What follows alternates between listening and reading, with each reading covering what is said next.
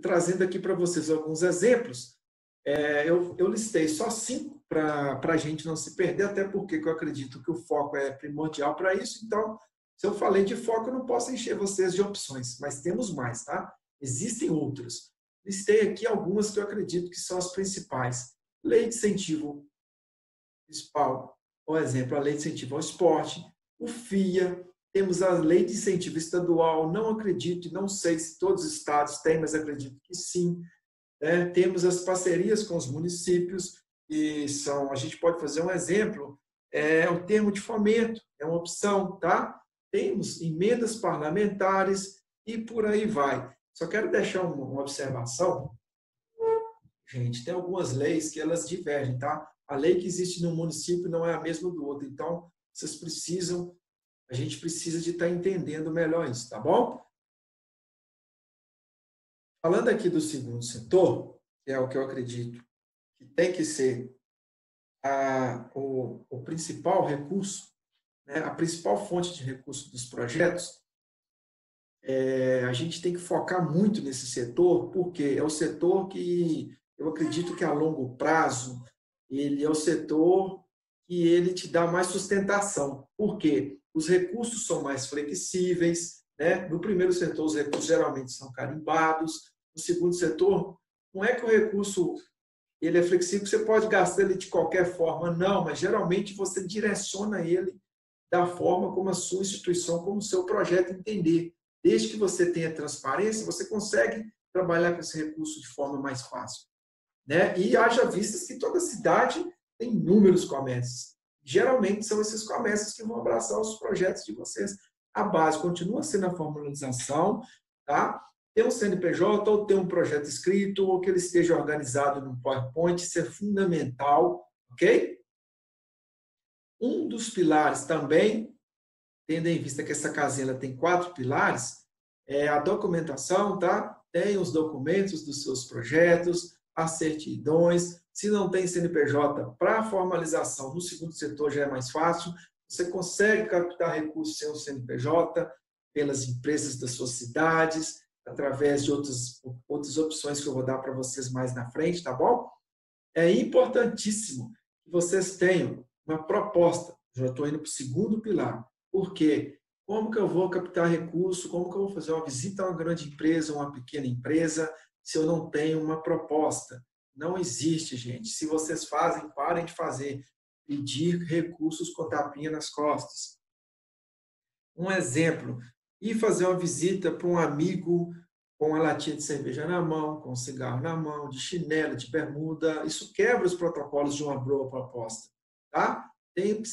Vocês têm que ser mais profissionais. Nós temos que ser profissionais para poder captar recursos. Então, a proposta passa por isso.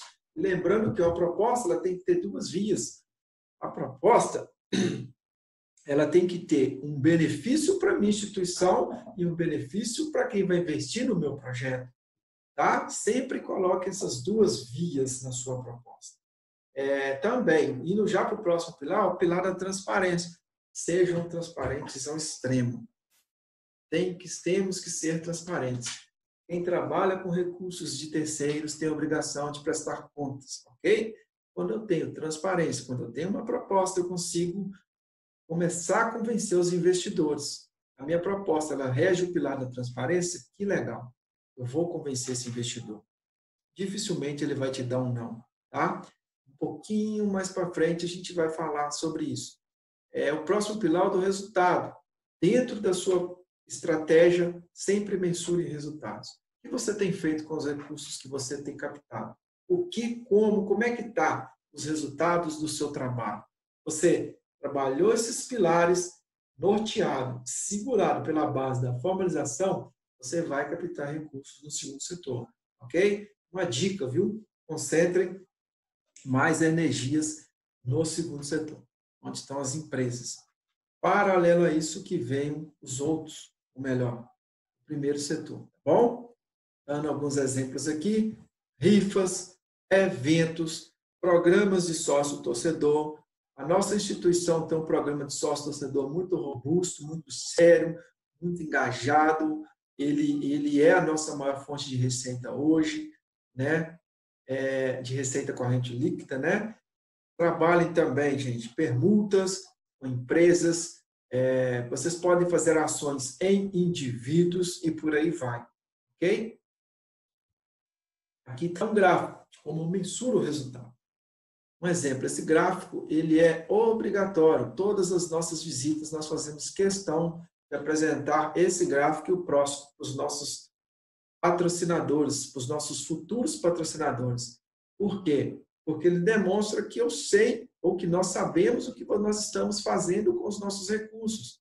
Um exemplo aqui, nós atendemos 219 alunos de 43 bairros, 163 são do gênero masculino, 56 do gênero feminino, 151 alunos de bairros de fora da nossa sede e que eles estudam em 32 escolas. Quando você chega com uma mensuração de resultado assim, você começa a impactar, a convencer aquela visita, aquele investidor que está dentro daquela instituição da qual você visitou, ok? Esse gráfico é um outro muito importante. Esse gráfico demonstra a força. Estimativa de custo fixo mensal também é uma forma de mensurar resultado. Aqui eu mensuro o resultado e demonstro força. Ninguém faz nada sozinho, tá?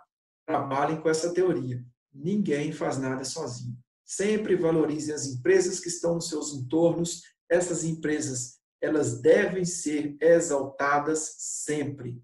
Valorizem os voluntários que fazem parte das suas instituições, tá? Valorizem sempre. Opa, aqui eu sou o presidente do projeto, mas o meu projeto tem 30 voluntários.